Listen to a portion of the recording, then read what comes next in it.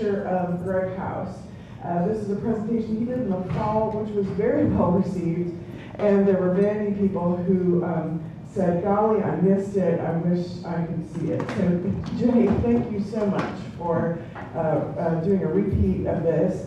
And this is also very informative for us, as today's the day that we turn the corner and we enter into the all-church phase of our capital campaign to renovate Gregg House. So this is all coming together beautifully, and I thank you all for your part in that, and I thank Jay, and let us pause and give thanks to God. So, my friends, the Lord be with you. And also with you. Let us pray. Gracious and loving God, we give you thanks for the gift of this day, for the gift of one another and this, our parish church. We thank you for all those who have gone before us, who have had the courage to dream and have cooperated with you to carry out mission in this good place. Continue to pour out your Holy Spirit upon us, inspiring us, leading us and guiding us, filling us with your vision, and giving us courage to dream. You love this world so much. Give us every good gift that we may participate in that love for one another, for our neighbor, and for you. So all this we pray in Christ's name. Amen. Amen. All right, with that, Jay. This. Yeah. Thank you, Genevieve. Hello, everyone. Thank you all for coming. Excuse me a second. I'm Jay, and again, thank you all for coming, and thanks to those of you who are joining us from afar. I want to thank Genevieve for inviting me to give the talk again. Thank Marvin and Joey for having set me up with all the AV stuff, which I could absolutely not do on my own. Can you all hear me okay? Great. So, I have a lot of ground I want to cover today, and I might ask that if you have questions, you save them for the end. It'll help me keep track of where I am in the talk and make sure we get there. Excuse me. So, Gregg House. It's a building that is in the modern style. It was built in 1954 and designed by Austin architects Farrell and Granger. I like to show this view of it because it shows several features of the building that typify much of modern work there. It's a complicated story, modernism. I'm going to tell a little bit about it in a second. But the various strains of modernism tend to have many of them have similar features, even though they might have other things that are different. And those things that they have in common are here in this photo of Gregg House. Defining it as a modern building. One is flat, a very low pitched roof. Ours is flat. These continuous bands of windows all gang together. Near a total absence of any kind of applied decoration. You see here the decoration, if you will, and beauty come from the materials themselves and how they're handled. Something that's not in all modern buildings, but is in many, and we have it here, is a willingness on the part of the designers to express and even celebrate the structure of the building. Ours is a concrete frame building with concrete columns and beams, and we see them over there on the right of the slide. But there are others that are hidden, that others even on the interior that are expressed. And modernists were very happy to do that. Visually, many modern buildings, but not all, embrace an open plan and asymmetrical plan and facade. And so unlike Scottish Rite across the street, for instance, which is a Georgian revival, the modernists felt very free to have different facades looking different from others. They kind of keep the same materials going, use things differently, but we see all that here in Gregg House. So modernism, As I said, it's a complicated story. I'm just going to touch on a few of the points in its history and a few of the practitioners that I think have some influence on what happened here at Gregg House. And forgive me if I leave out your favorite architect, because it is a big story. But modernism as a style is mostly associated with the years 1920 to 1970. And, but it got its start earlier, mainly as a response to an embrace of the Industrial Revolution. And the embrace was because the Industrial Revolution was going to make many materials much more readily available for use in a design, and there were new materials that would be available for use, and particularly steel. And steel is very exciting to designers because you can do things with it that you can't do with other materials. Steel is very strong. It's very strong in compression, and so if you take a column and you load it up, steel relative to another material the same size can carry a tremendous load.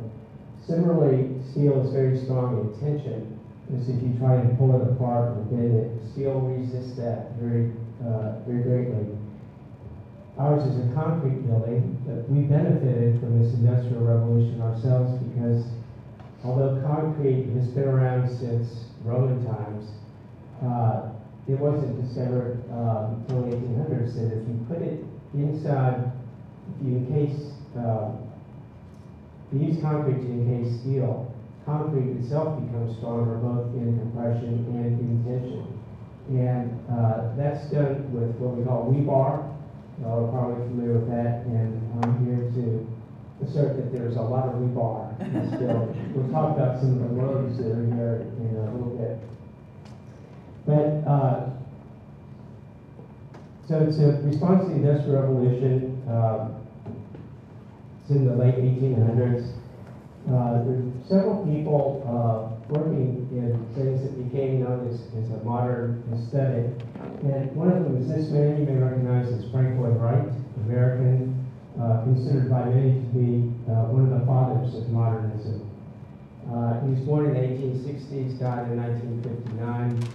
And early on, he was experimenting with things that we associate with modernism, some of which I just mentioned in terms of the characteristics of our building. This is his 1908 Roby House in Chicago, near the University of Chicago campus. About 12 years later, before we say modernism really started, it's one of his many masterpieces. And I think we see some of the expressions of the design aesthetic that I was mentioning before. He started to gang some of the windows that you see up there. There's real absence of applied ornament, particularly on the outside of the building. Wright was developing an aesthetic called the prairie style, and it's a precursor to modernism, really, but we're seeing many of the modern elements here. It combined a little bit of arts and crafts in with what we think of as modernism, particularly the stained glass, if you think of that. But here we see almost no ornament applied to the building. I want to call particular attention, though, to this roof that hangs out over the porch. That's what we call a cantilever. It's where the structural member comes out beyond the supporting column and requires no columns at the end. That was a dramatic look for the time, and it was made possible by steel. This is one of the earliest uses of structural steel in a residence, and he has steel beams that are coming out from the main building all the way out here, producing this very dramatic look, enabling him to accentuate the strong horizontals that he has going on in his prayer style. And it's that sort of thing that excited architects and designers, that we'll be able to do very different things, have greater spans for bigger spaces. So, Frank Lloyd Wright, in his interiors, this is a later house. This is 1940 Pope Lely House in the south of Alexandria, Virginia, near Mount Vernon. this shows several things that he was using even on the Rody House. Among them are the game doors and windows that allow for much greater communication between indoors and out, and sort of blurring the space as we're doing here.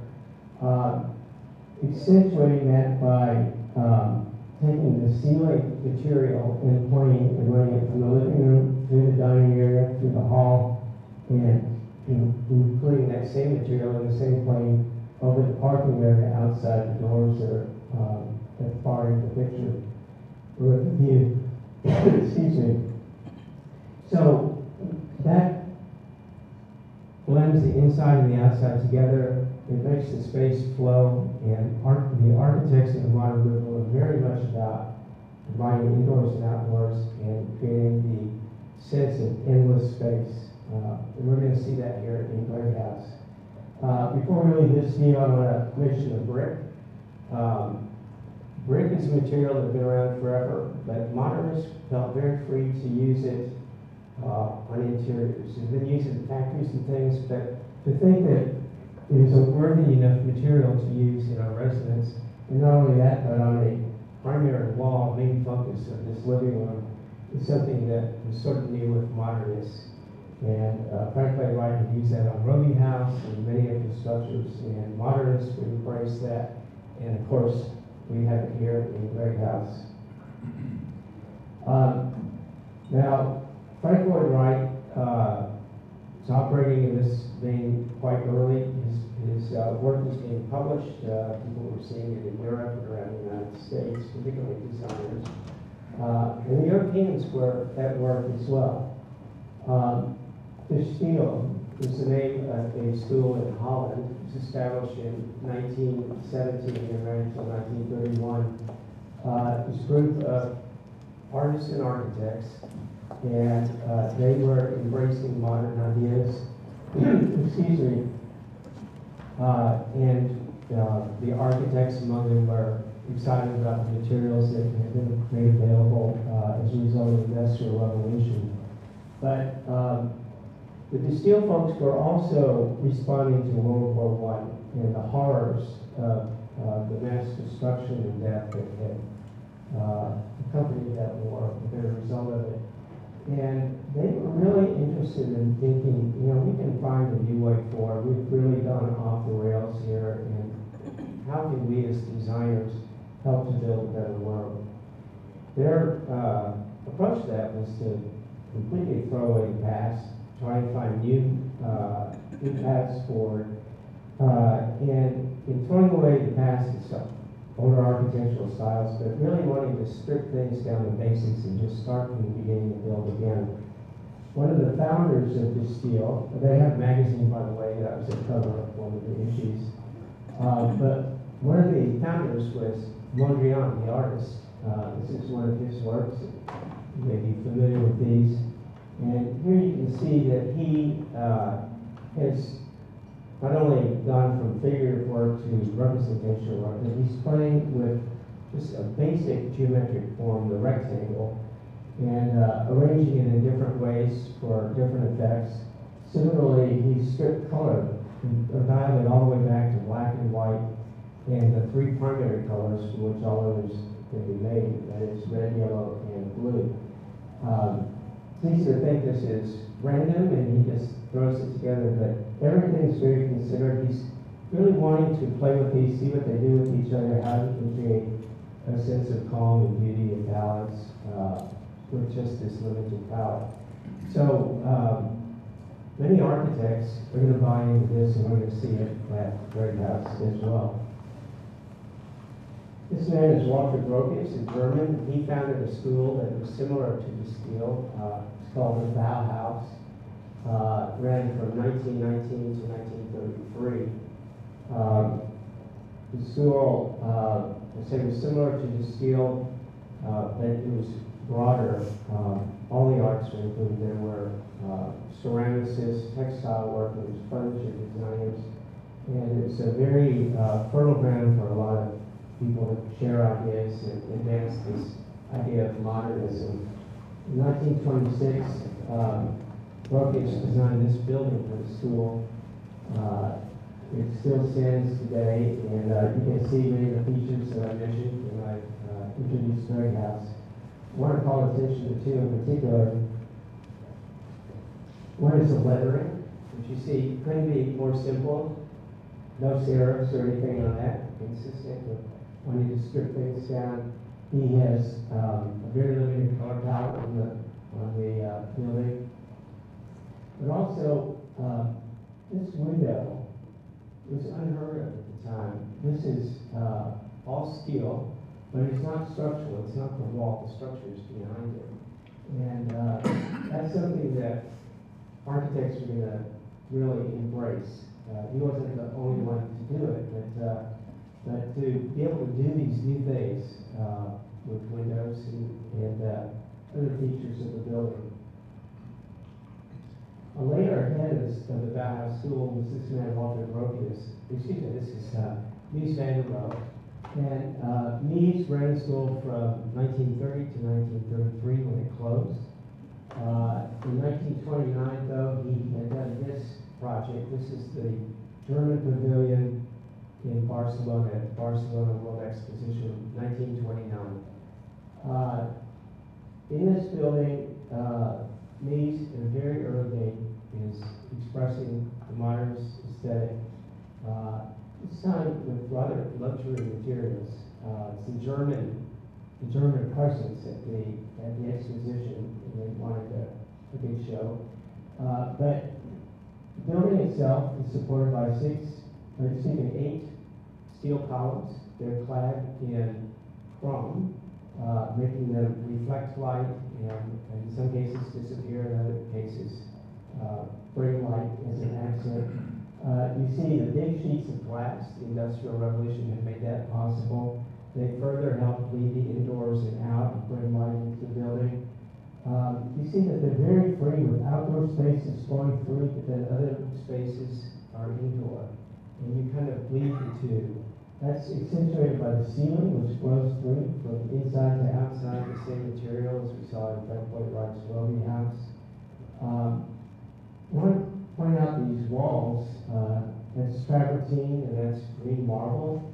The walls are there to define space, to help traffic flow, and once you're in the space, to direct views. They themselves, it's the material that's giving the excitement and the beauty to this. It's like this hasn't applied anything to it to make it interesting. It's the material, so it's a very, very minimalist way to approach a building. This building was torn down a year after it was built, and then rebuilt in the 1980s. It's there today and open to the public. And if you're in Barcelona, I highly recommend that you see it. I mentioned that the school, the Bauhaus, closed in 1933. Originally, it had been getting some funding from the government, and that continued for a while. But these schools, both Lucille and Bauhaus, actually they took commissions and did projects, and they got some income that way as well. But with the rise of the Nazi Party, funding was gradually taken away. It was felt that this was not sufficiently German, decadent in fact, and there are other pressures on the practitioners to dial it back, and so the school closed. And when that happened, a lot of the modernists were leaving Germany because of this pushback from the government and other things that it was doing. So Gropius came to Harvard and taught there, spreading the word of modernism. He had a practice there in Massachusetts called the Architecture Collaborative. That continued on. He died in 1969, and the firm was still up then. Mies van der Rohe went to Illinois, to the Illinois Institute of Technology, where he entered the architecture school and designed a building at Brown Hall in a modernist style, of course.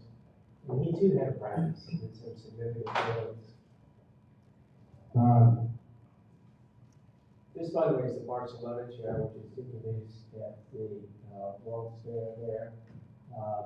still in production today. You can buy it for $8,000, I think.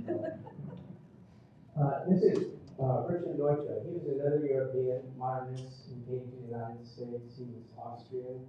He was conscripted into service for World War I, that came immediately after that, and settled in Los Angeles, where eventually he started his own firm. And did this building in 1929. This is the Level House. It's in the Hollywood Hills, not too far from Griffith Park.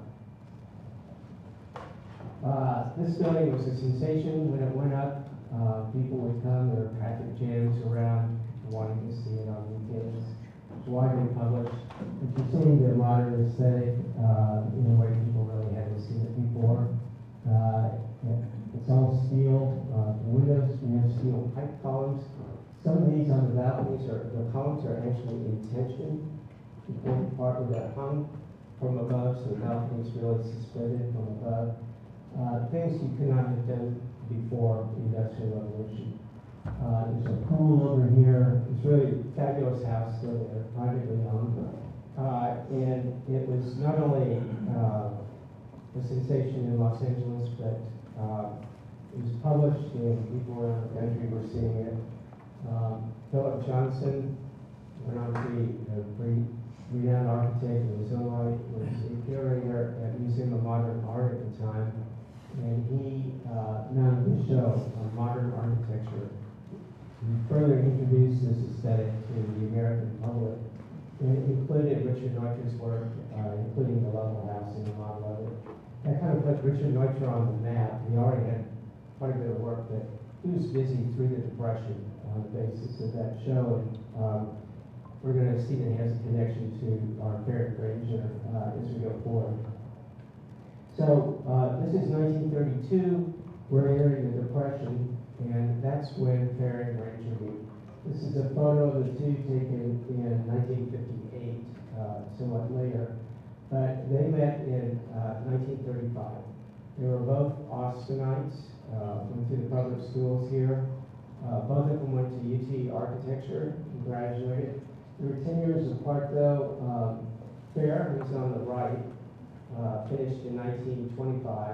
Granger finished in 1935. Fair, when he finished, went to work for a firm in San Antonio. They were doing mostly traditional style work. He went on up to New York after that and worked some. Came back to San Antonio. The Depression, though, was getting strong enough that work dried up and he had to find something else to do. Fortunately, the federal government had stepped in with WPA programs, and one of them, through the National Park Service, was to design park buildings and employed some architects. Fair did that. It was something that was running out of the newly formed Bastrop State Park.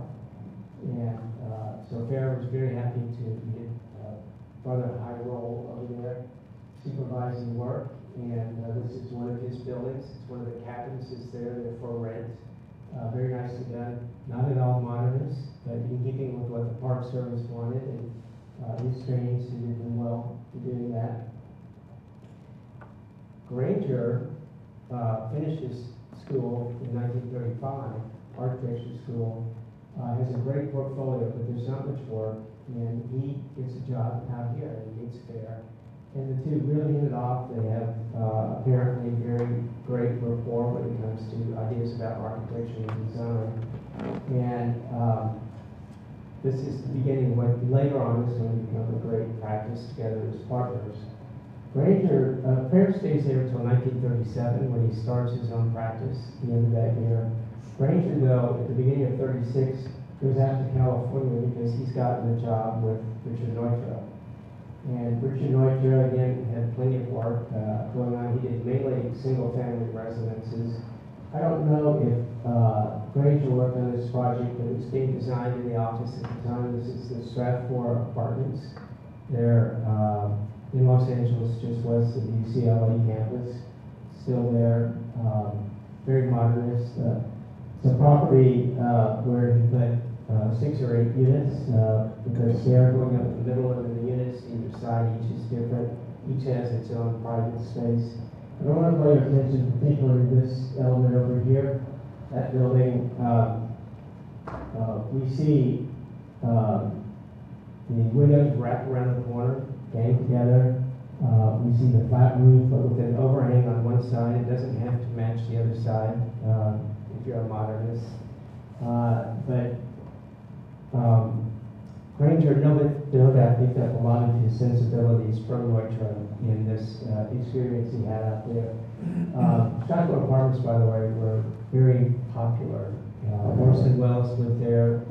Charles and Ray Eames, the furniture designers, lived there for almost 10 years in the 40s. They're really pretty strong condos today. Anyway, Farrell started his own practice again, or started his own practice in 1937. He got a commission.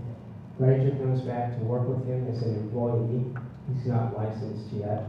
And that first commission was none other than our neighbor, First English Lutheran Church right up here on 30th Street.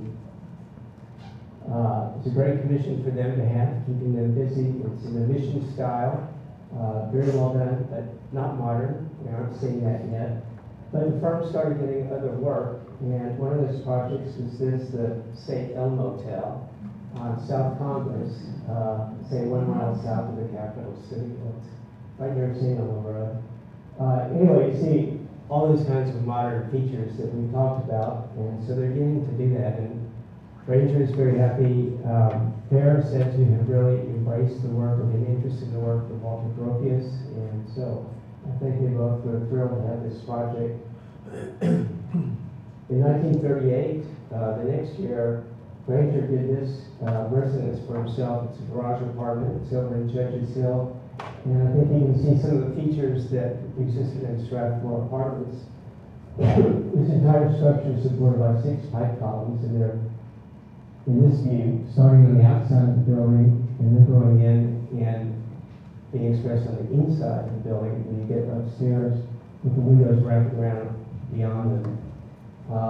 We're going to see that sort of thing here in Gregg House as well. The firm had a number of residences. This is the Darnell House over on Woolbridge. You can start seeing some of the forms that Gropius had been using in Germany.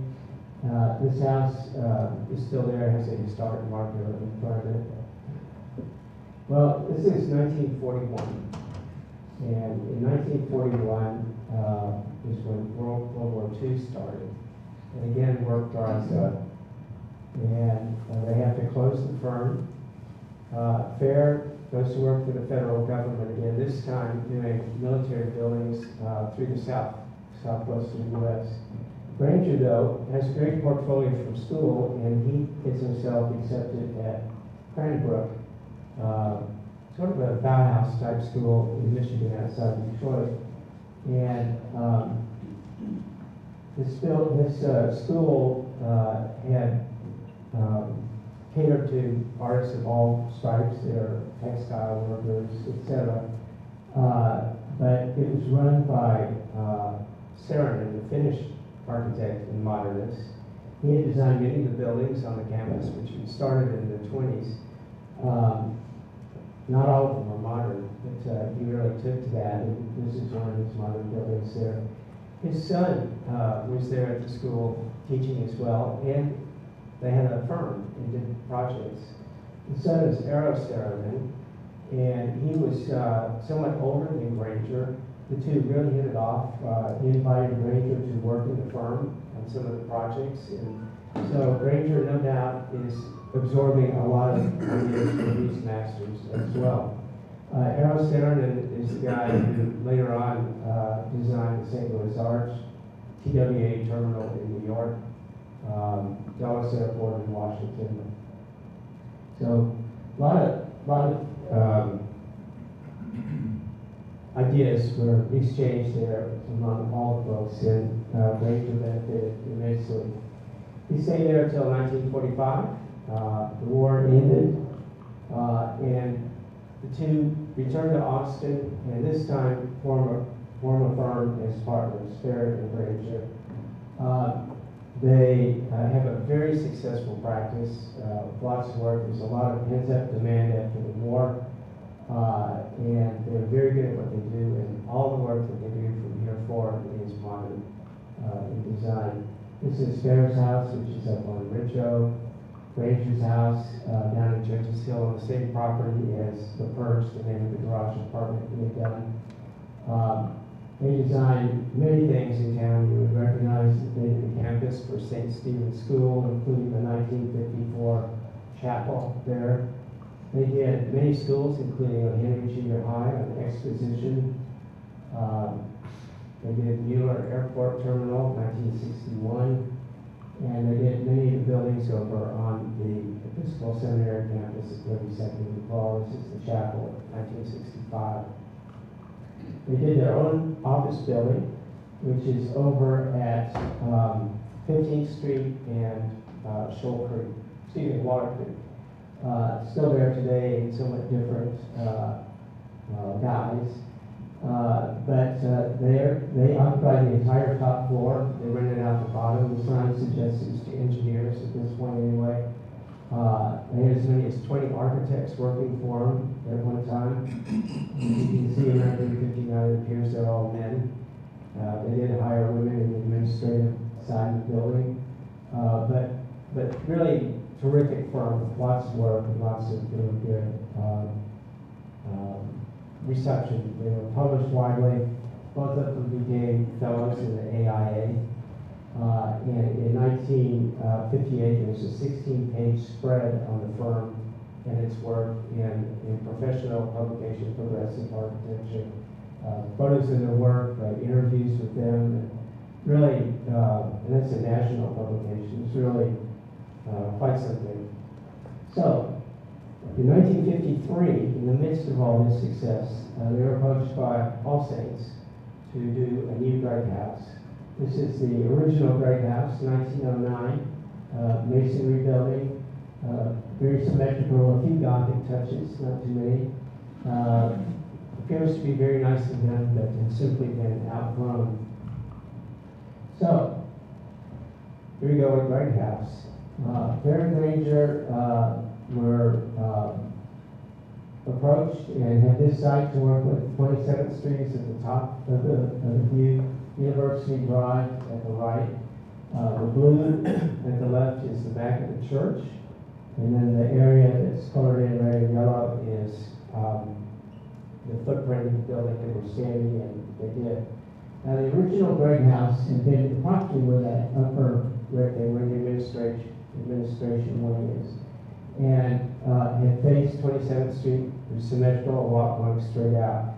So one of the first things that Farrell and Granger was thinking, how do we integrate the church a little bit to this new building? And what they do is create this walkway that comes into the middle of campus.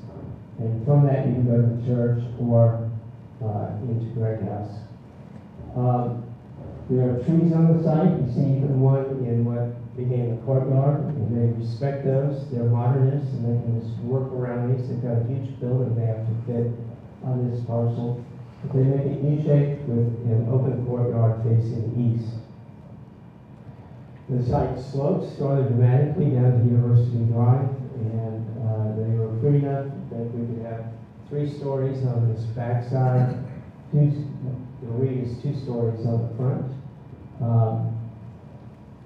The yellow part, though, is 2 stories in the back and 1 story in the front. And I'd like to see that as sort of an homage to the church, that we're not trying to overpower the church, but we kind of sat down and visually can build up to the church. Here's a view from that walk as you come in. So the path leads in, and it turns again to the steps, and then turn again to go into the church proper, to the Gregg House proper. Frank Lloyd Wright did that a lot of modernists did. Rather than a walk leading from the street straight up to the front door, it's all sort of given away at the beginning. This is what's they term progressive discovery, and it creates a series of experiences. You see, once you get up the walk, you're welcome to these steps, and you sense a terrace up there. It's not till you get up there that you see what's next. I want to call your attention to the brick in this photo. This is more the conventional use of brick. You see it covering the entire facade and proceeding to go down into the ground. It's not load bearing though. The building again is concrete framed. All the brick is strictly veneer. But they're going to use it differently as they go around the building, and which you'll see in a second. Here we see the view of the entry from the street, of course, the cross on that big brick panel. When you look down this facade, though, we're seeing bands of windows on the Sunday school level and the administrative level, and then a canterbury below. But there is a concrete overhang and a concrete ledge here with these vertical fins. These vertical fins are part of the structure. They continue to the inside to these columns, which then continue down in the plane of the wall below the canterbury. Below the windows, we're seeing a precast concrete panel just applied as a finished surface. It's not structural. When we round the corner, we see that precast concrete panel separating the two chapel windows on this first floor. They're projecting toward University Drive as fins, but they are cladding solid concrete columns that are supporting the load above. And here above we see brick used in a very different way than we did at the entry. Here it's sort of floating above the ground, almost as a wallpaper. You don't read that as this carrying this massive load at all. So it's also different in that it has texture to it. In the original working drawings, which are available for view at the Austin History Center, you can see that occasional brick is turned on end and forward an inch to create a texture to the surface. These drawings, by the way, were all done in pen and ink on paper by hand. And they're beautifully done. The lettering is beautiful. It's a craft. Here we see the brick a little closer, and where it's projecting, when the light hits it, creates this dark shadow and accentuates the texture, provides a little bit of delight. As the sun moves to the sky, the shadows get longer and creates a different pattern. And of course, during the year, the angle of the sun is different also, so you get even a different impression at that time. The chapel windows are interesting. You remember Mondrian, this is a study in rectangles. You can't see the color, we'll see it in a later slide from the interior. But you see in these rectangles where they intersect and these beginnings of crosses.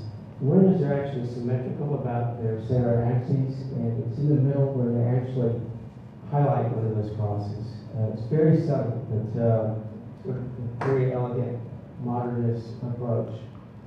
When we round the corner again and look at the administrative wing from the courtyard side, we see something similar to what was happening on the 27th Street side, but they've introduced an intermediate ledge, and they brought it all out. The top ledge comes out 6 feet, whereas on the north side it's only 4 feet. And then there's intermediate ledge, and that's because there's a sun issue on the south side, and they're trying to protect the windows from the sun in the summer. In the winter, the sun is lower in the sky, and the sunlight can come in. But in addition to responding to climate in that way, this concrete there, you see the shadows creating a dramatic effect and adding to the visual interest of the building. You can begin to see tile as we go to the next facade. And so there are a lot of different things going on. The modernists make that work as a coherent whole by tying it together. First of all, repeating them occasionally so you have a memory of it, but also not using too many of them so it sort of falls apart and is incoherent. Additionally, you see the very careful alignment of the bottoms of these ledges and the bottom of that ledge with this concrete beam. And that helps the eye to travel through from one facade to the next and accept them as part of the same thing. When we look at that west facade of the courtyard, we see two tile panels. We see the banner window. We see the columns, very different from the columns we've seen on the administrative wing. And when they get down here, they hold the back wall back. It's not load-bearing. They can put it wherever they want. They hold it back to create this covered passageway between the day school and the cantilever.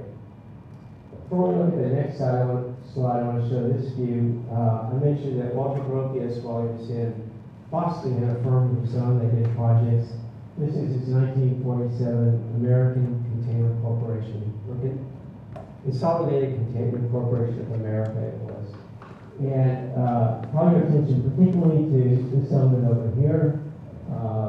Remember Mondrian working with rectangles and different shapes and how you put them together. Architects had picked that up.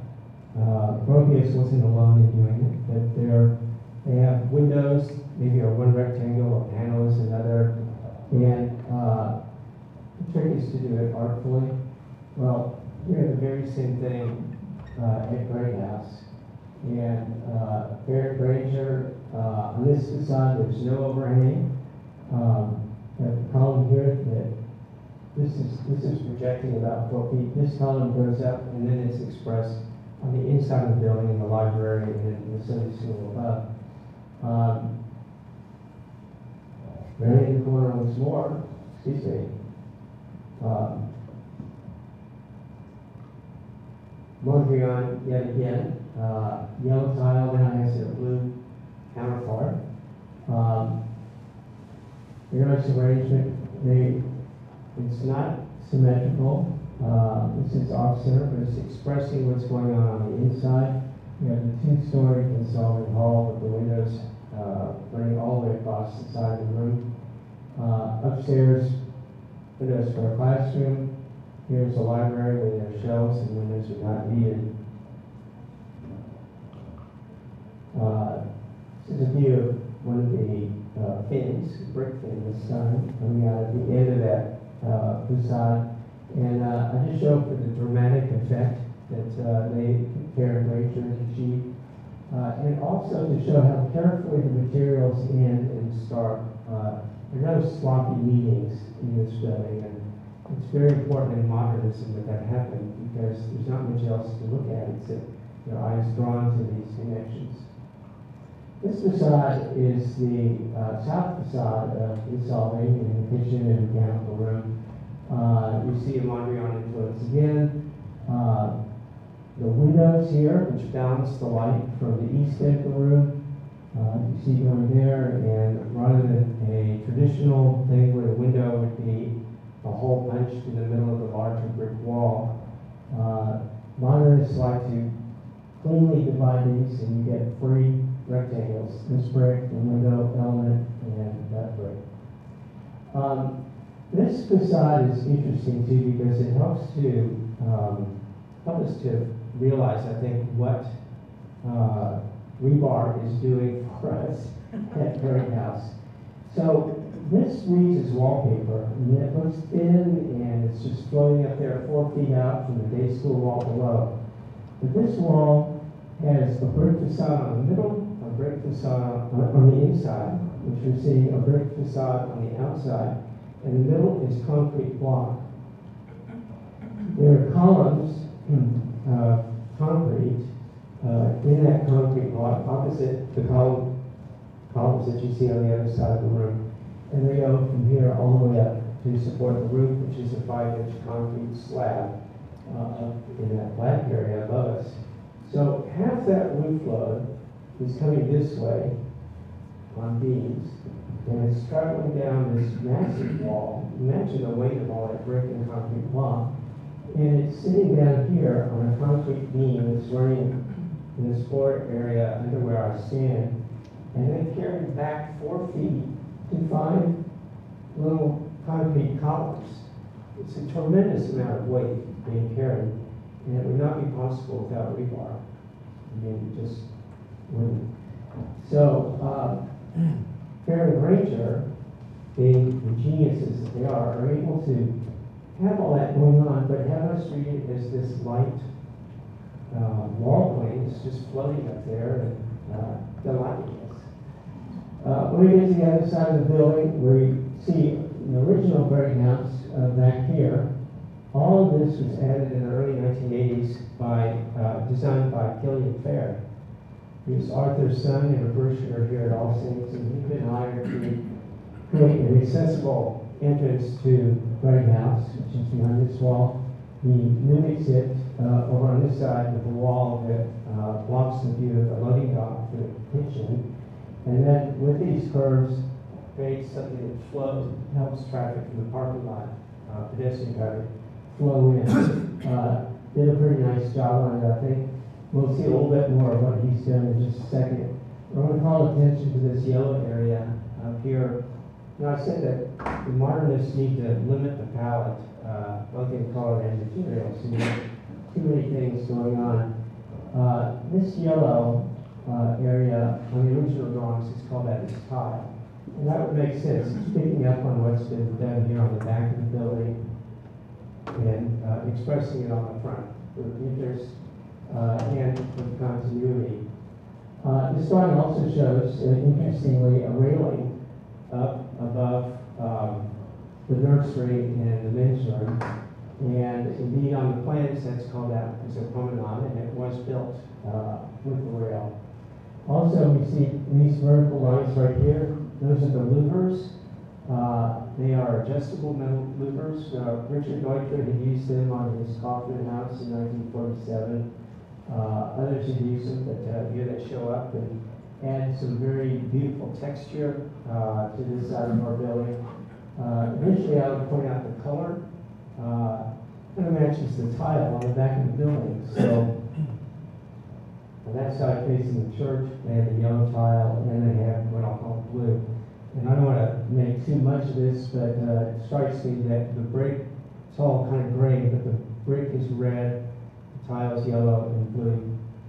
Kind of getting back to the basics that Mondrian was talking about. Killian Fair enclosed this, so there used to be a recess to the doors.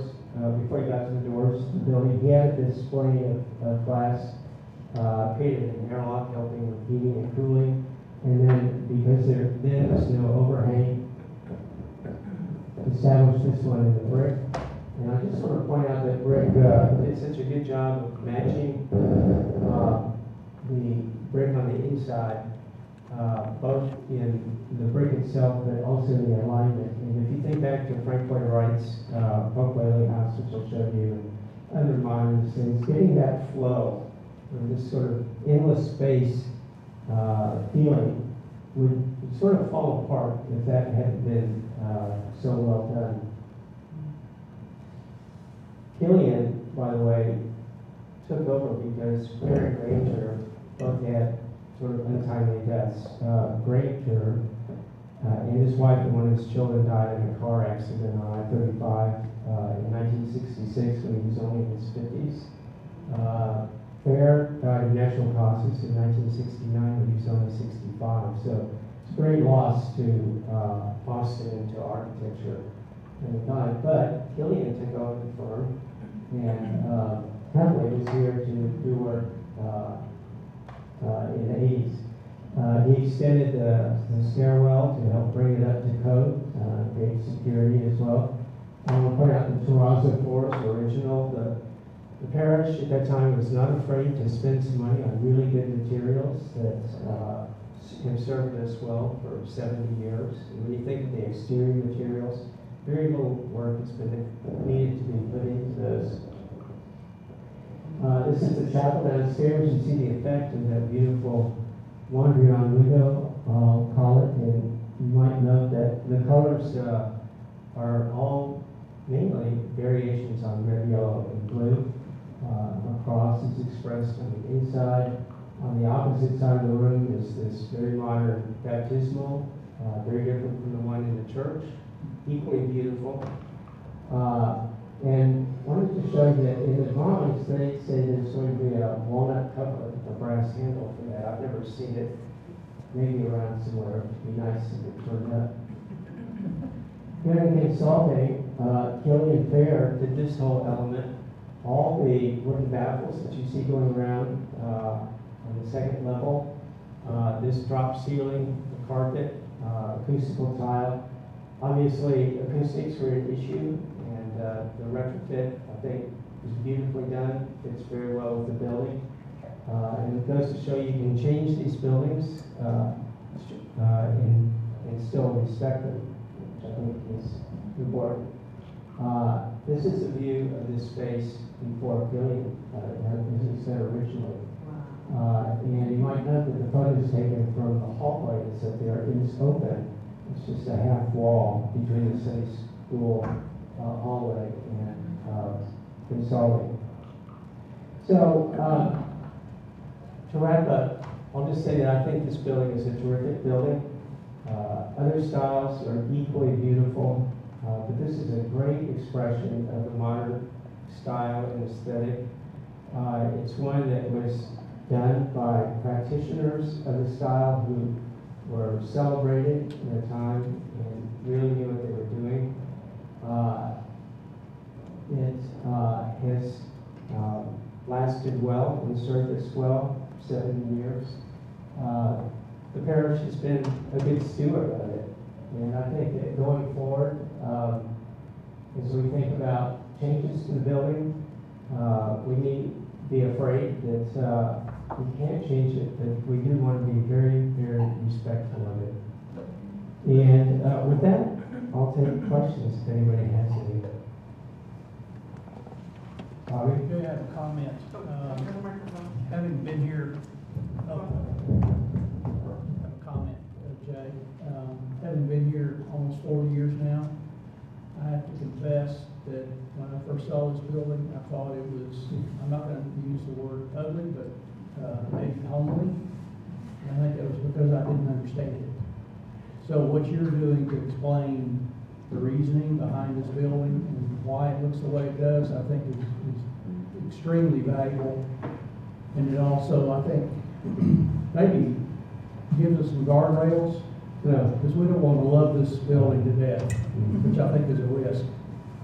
Try and make it something that it's not, and modernize it in ways that would destroy the elements and the beauty of it. Thanks, Bobby. I'll comment, as I did, to a question that was raised last time, that modernism is not something that is charming. And, before this came along, in the United States, anyway, we were doing mainly historic revival styles, and there's Georgian revival, and it was a part of the larger colonial revival, but there was Spanish revival and all kinds of revivals. Gothic revival is our church. They're all beautiful, and it's not to say this is better, it's just different. But those styles, I think, easily relate to people's sense of history and something that they have experienced and have felt. And so when you go in one of those buildings, I think there's an immediate sense of ease.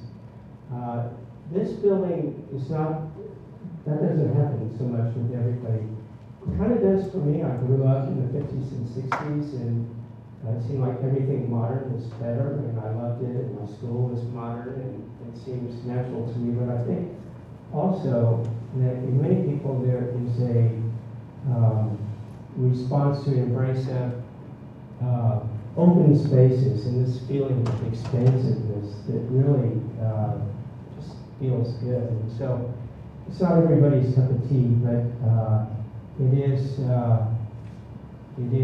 a significant building of American style, and one that many people like and respect. I was very surprised you said the louvers are adjustable. Same. No, Not that they've been well, you know adjusted. what? I'm not sure that they are anymore. So, the comment was that the I love louvers. someone manually move one. You have?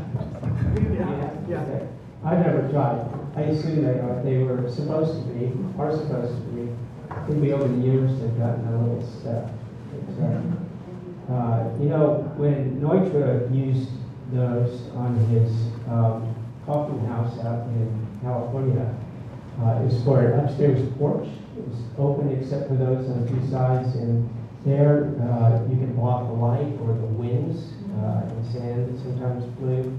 Also can create privacy too, so quite useful if you need it. I don't think that the men's room, which is behind those louvers, has obscured glass, so we didn't really need it for privacy there. But I like the play of light on those louvers and the texture that they give. And to me, they're really great.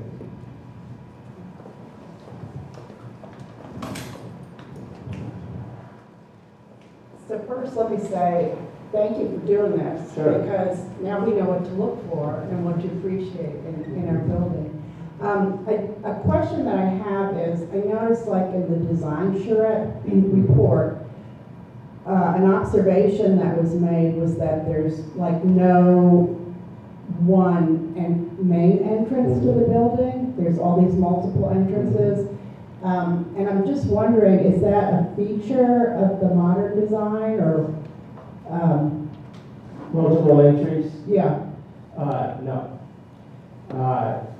Modernists were very interested in a building expressing what was going on, what the use was. Form follows function is one of the things in the perfect. And we see that on this building. We have many, I won't say independent, but they're related, but different uses. The day school, Canterbury, this large meeting area, the office down there, and not only because of the size of the building, but because of these different functions, multiple entries are useful. But modernists, we're not looking to do multiple entries per se. I think what, as I read the charrette, it seemed like the bigger issue was that a lot of people just didn't know where to go, that there wasn't some more direct.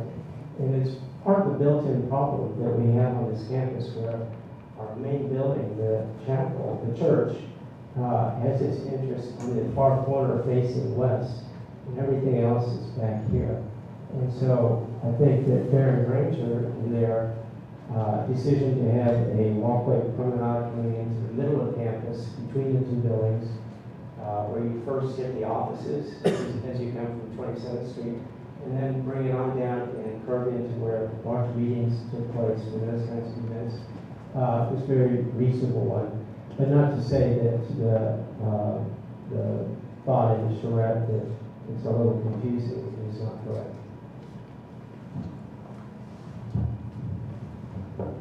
Who is the architect for our next phase? The architect? Architect has not been picked.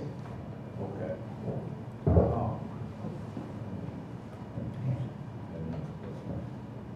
I'll let you go. I have just something funny. On West and 12th is the headquarters for, I think, AIA or something. And that building is so nondescript, but now that you've gone through this, I guess it's a modernist building. But it's just like, I cannot believe that that's the building they chose for their headquarters here. But I think that it's a modernist building, so it's pretty fun. As we're talking about first impressions, when I was in the rector search, I was in town for Seminary Southwest board meeting, and I walked over here and I walked the perimeter, and when I saw Gregg House, I was like, wow. So I loved it. Jay, something that you've said is that modern architecture wants to be clean. And if it's not, it looks dumpy. And so I think our first impression can be a little bit dumpy because we're not clean as we're supposed to be. But it's still, this is a beautiful building. That's a very good point, Jim. Modern architecture, because it doesn't have applied ornament, doesn't have scroll work and other things that we see and immediately love, and if there's a little peeling paint or ivy going on, it sort of adds to the charm. There's a ruin that can be charming. The modern aesthetic is one that is all about being clean, as Genevieve just said, and because there's so little else going on except the materials, if it starts to fall apart, like the paint, and when there is some paint on some of the concrete here, if it's starting to chip, if the windows are pitted, and actually even if the shades are cattywampus, as we sometimes have in the Sunday school rooms, it immediately starts losing its panache. And actually, it doesn't take a lot until it's shabby, which I think is the word you just used. So it's very unforgiving, actually, when it is left to be in disrepair. It's a mistake. On the other hand, the materials hold up quite beautifully. I mean, it's amazing that if we think of our precast concrete panels, we think of the brick, we think of the materials. Anyway, we haven't had to do anything to it. Our windows are aluminum, and they're showing some pitting and have other issues. The terrazzo floor where walls have been moved, you can see it's, but basically the building has held up well. But you're right, it starts not looking so inviting when it shows wear.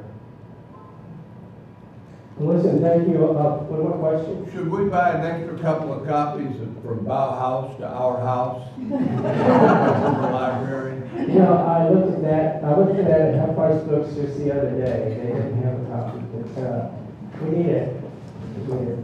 Thank you all for coming.